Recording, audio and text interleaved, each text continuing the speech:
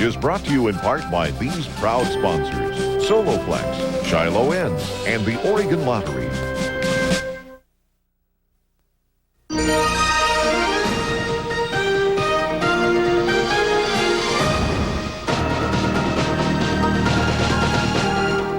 Good morning. I'm Mark Hendricks reporting from the Channel 6 newsroom. Oregon voters have rejected the nation's most far-reaching anti-gay rights initiative. Gays and lesbians who fought months to defeat Measure 9 celebrated into the early morning hours after declaring victory last night.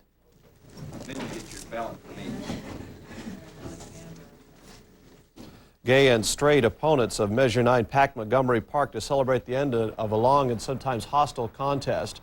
They say the OCA challenge, however threatening, actually made them stronger. We'll have video of that a little bit later. Trust me, it was quite a celebration last night. Let's move on now. The latest numbers on ballot measure 9 this morning. Let's take a look at those. It was failing by a substantial margin. There you can see we projected early in the evening that it would lose, and it indeed is 57 to 43%. While opponents of Measure 9 began celebrating early in the evening, supporters were not willing to concede. About 75 invited guests watched the returns at the OCA office in Wilsonville. Even after KOIN TV projected defeat, OCA Director Lon Mabin was optimistic. I think we have a very good chance of closing that gap and even winning. Let me ask you this. Outside OCA headquarters, security was tight. A roadblock was set up and IDs checked. Anticipating violence, police hoped for the best but planned for the worst. Nothing happened. There were no reports of violence related to Measure 9 in Wilsonville or in Portland. As the night wore on, supporters began to accept the defeat. It's disappointing, yes, but I'm glad to see, you know, just the eyes have been opened up in that. I'm going to help out as much as I can, do anything I can to help, because it's something that I truly believe in as a Christian, and I want to protect my children.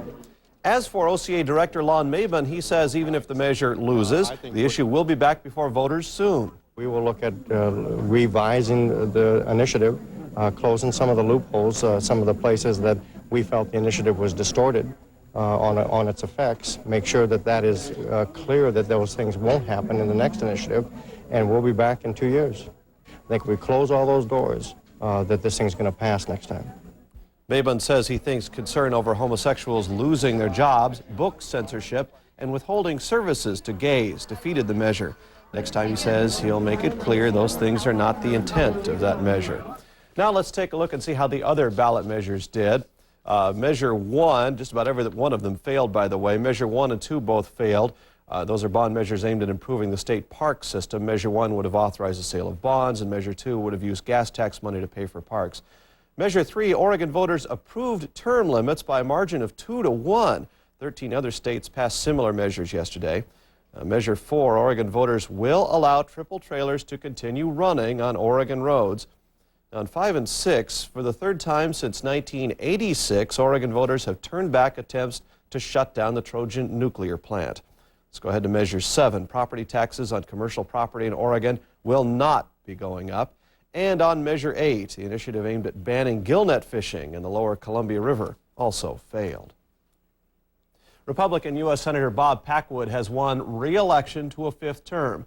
Both candidates in the Oregon Senate race went to bed last night uncertain of victory. At Bob Packwood's party at the Benson Hotel, the senator told supporters it would be morning before he felt comfortable making a victory speech. I'd rather be ahead than behind at this stage, but a lot of the votes to come in are from areas where Congressman KOIN is strong. In Multnomah County, the Democrats, as you're well aware, do very, very, very well in Multnomah County, and that has been undercounted so far. So I think it's going to be 5 or 6 in the morning, and my guess is the race will be closer then than it is now. Packwood thanked supporters for all their hard work. The senator is seeking his 4th term in office. He outspent Democrat KOIN $8 million to $2 million. Sometime this morning, Bob Packwood is expected to hold a news conference to claim victory or accept defeat. Well, the Associated Press is calling this one in Packwood's favor, with 87% of the precincts reporting. Now 97%. Bob Packwood holds a strong edge. He is up 52 to 48.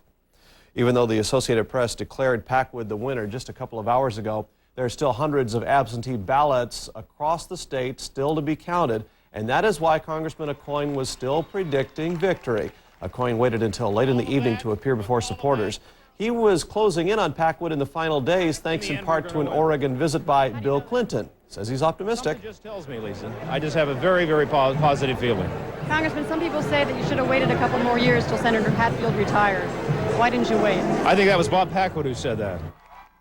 After his one brief appearance, KOIN disappeared back upstairs to his room at the Hilton, where he is holed up until there are more results today. Well, the woman who wants to replace Lisa KOIN in the U.S. House also didn't get much sleep last night. Democrat Elizabeth First surprised many political pundits when her early lead in the 1st District race held up all night. But since it's a close race with her and Republican Tony Meeker, we won't know the final outcome till later. We are very confident about this lead. We think it will hold, and we think that it is a mandate for change. First says the debates between her and Meeker helped her campaign. The 1st District covers most of Northwest Oregon, Washington County, and part of Multnomah County. Let's check on those results. With 77% of the precincts reporting in the 1st District, First has a 53 to 47% edge over Tony Meeker. Well, Meeker spent the night in the Benson Hotel and refused to come out of his room until the numbers improved, and they never did. Meeker never appeared in the room at his own party. His campaign manager says the tally is so close it may take 3 days to declare a winner. Give up? I mean, come on now. We're looking right now at 40 to 50,000 absentee ballots that are still outstanding. We're looking right now at the information that I have at a 3,000 vote margin, and you're talking about giving up? Come on, give me a break. The Secretary of State has 72 hours to count those absentee ballots. Campaign manager Mike Ryan says Meeker is going to win. Portland has a new mayor this morning. State Representative Vera Katz defeated City Commissioner Earl Blumenauer. Katz succeeds two-term Mayor Bud Clark. The former Speaker of the Oregon House promises immediate changes at City Hall, including finding the money to hire more police officers. One of the first things that we're going to do is begin changing the budget process. I've talked about that during the campaign, to begin looking at those budgets a little bit more seriously, to find the money that we need to do what we say is our top priority, which is public safety. And I think a lot of that money is in the budgets today, right now. Katz says she wants to consolidate administrative functions in the city and bring a fresh perspective to city government. Let's take a look at the numbers from that race. Vera Katz with a 58 to 42% lead over Earl Blumenauer with just about all the precincts in. City Commissioner Blumenauer says he's ready to start working with Katz for a better Portland. Blumenauer expected a tough uphill battle against Katz, but aides were surprised at the victory margin. Blumenauer says the City Commission is the best ever in Portland, and he says he looks forward to serving another 2 years. Let's check in with Heidi Sonnen, who gave us a clear election day, but the weather may be just a little bit different today, right, Heidi? Much different. As you're heading out the door this morning, grab your umbrella. You're going to need it. Quick look at the satellite picture in motion will show you we've had some clouds move in over the last 24 hours, and those clouds have brought with it some rain. Now, rain will be heaviest during the morning hours, but I really don't expect it to be real heavy today. In fact, the forecast is calling for the rain to taper off as we get into the day, and we'll get into another dry spell for Thursday. Complete details on the forecast, plus a look ahead to the weekend forecast, all ahead in about 10 minutes from now. Mark? All right, Heidi, we want to bring back a story we tried to give you earlier, but had a little tape problem with. Oregon voters have rejected the nation's most far-reaching anti-gay rights initiative, as I mentioned. Gays and lesbians who fought for months to defeat Measure 9 celebrated into the early morning hours after declaring victory last night.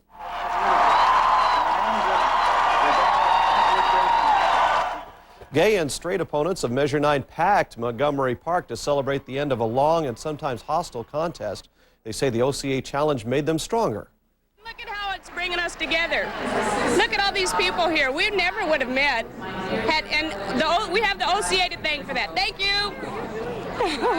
I have gay co-workers and friends, and they're just great people. You know, there's nothing wrong with them. They're wonderful, and they shouldn't be judged by the things they do in the privacy of their own home. But No on 9 organizers say their struggle isn't over yet. Gays did not win any rights by defeating Measure 9, and many Oregonians voted for it. This was a very defensive measure, a defensive campaign on our part, and so if we really believe as a state that there shouldn't be discrimination in employment or housing or public accommodations, we'll have to pass a law to advance that idea, because it certainly doesn't exist in Oregon now. But the No on 9 committee has no plans to launch any new campaigns. Members say they'll consider those options some other time. We'll be back with more election news, but first a look at some of the other races.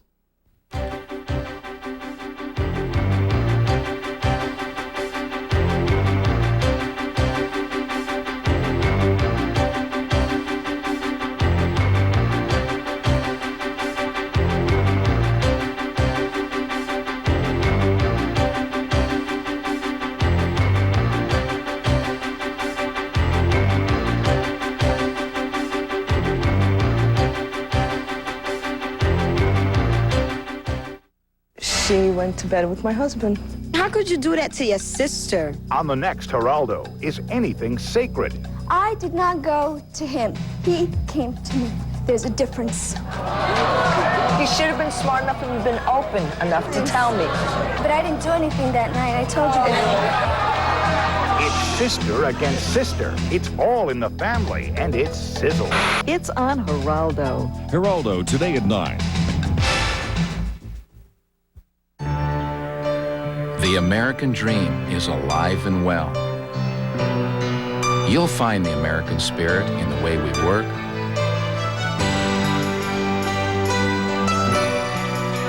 the way we play,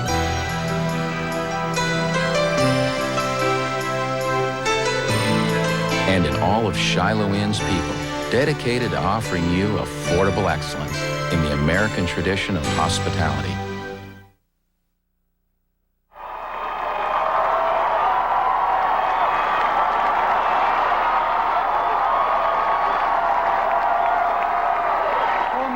President-elect Bill Clinton and running mate Al Gore greeting supporters in Little Rock, Arkansas early this morning. The Clinton-Gore ticket did well in Oregon yesterday. With 99% of the precincts in, you can see Bill Clinton the winner with 43%, George Bush with 38%, and Ross Perot getting 19%. Washington, just about the same numbers, very similar anyway, and we'll see those in just a moment, I hope. Well, trust me, they are about the same. Bill Clinton, there we go, 44%. George Bush, 31% in Washington, and Ross Perot with a very strong 25% there. Oregon Clinton campaigners waved bye-bye to George Bush when they saw him give his concession speech on television last night. Hundreds of Clinton volunteers savored the victory shortly before 8 p.m. Many had given hundreds of hours of phone calling and door-to-door work to send their man to the White House. From the very young to the very old, the Clinton supporters say they feel like they voted for a breath of fresh air. I wasn't old enough to vote yet, but that was the first presidential campaign. And there's a lot of that feeling, I think, the same kind of feeling. The Clinton campaign partied well into the night as they waited for returns from local Democratic races, but many folks ended up going to bed not knowing whether several candidates won or lost. Locally, Bush supporters saw their hopes of another 4 years go up in smoke. Oregon party faithfuls say they think a Clinton administration will be devastating to the timber industry. Former Governor Vic Atias says he thinks the American people have a short memory. He credited Bush with playing a part in the fall of communism. Bush volunteers agreed. I think it's a dark day for the whole entire United States. I think that our country is no longer a world leader. I think our country will not be looked upon as a superpower anymore. I think we have lost that status with the election of Bill Clinton. The co-chair of the party told party members that they should be ready to gear up for a campaign in 1996. Well, their candidate didn't win, but local supporters of Ross Perot are still claiming victory. By Perot getting more than 20% of the vote in Oregon, it gives major party status to the organization that put him on the Oregon ballot. It's called the Independent Initiative Party. This is something we work very hard to make, so we're going to become members of it, founding members, I guess. People here had a cause. Some had been involved in politics before, the majority not at all.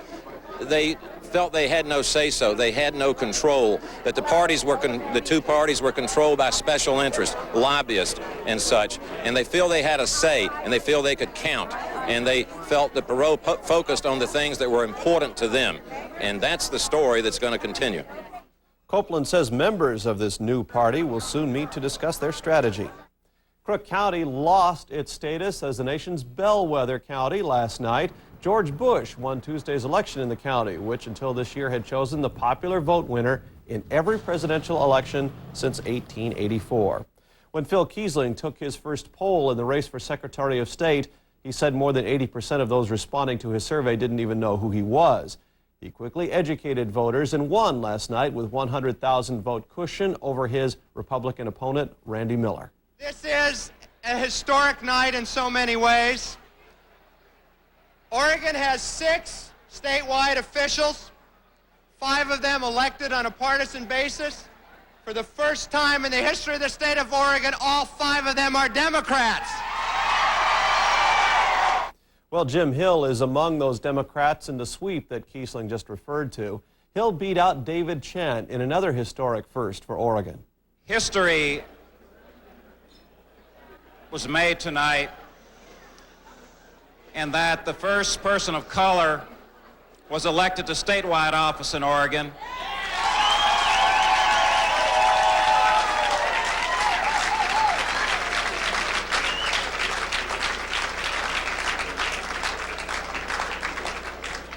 And that would have happened regardless of whether it had been me or my opponent, David Chen. We'll be back with more election news, but first to look at some of the other races.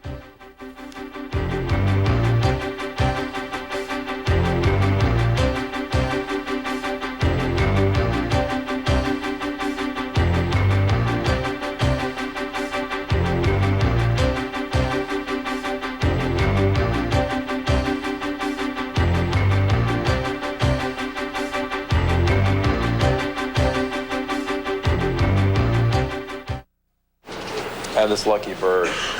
Her name is Wanda. She's from Kenya. She talks to me. She gives me numbers.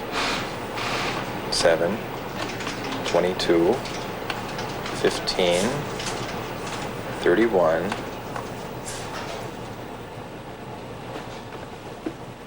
50. Thank you, Wanda.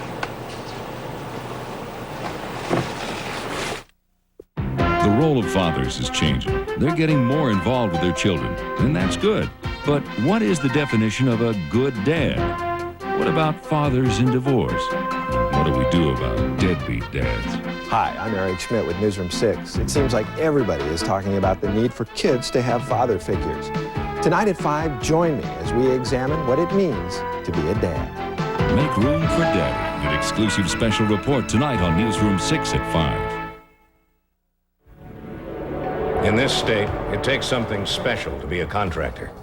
It's not the clothes you wear or the tools you carry. You must be licensed and bonded. That's the law.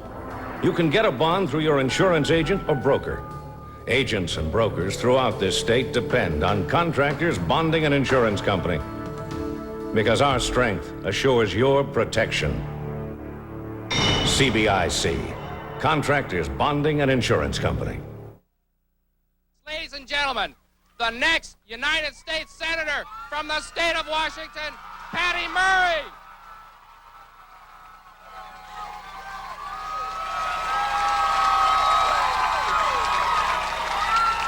You heard it right. Patty Murray is the new senator from Washington. She defeated Rod Chandler by about 8 percentage points.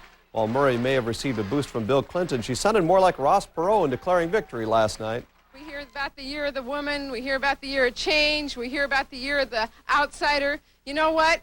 This person is all of those people.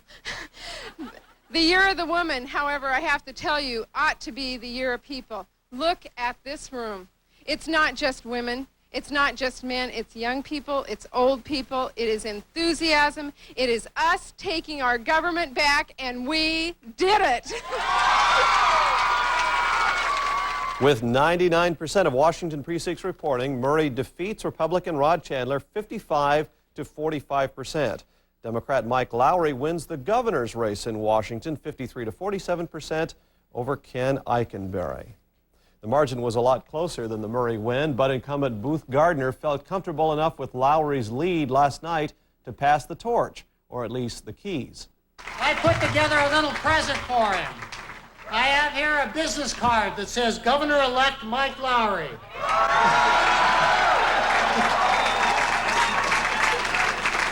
His own stationery and a key to the governor's office. Heidi Sonnen has her post-election forecast next.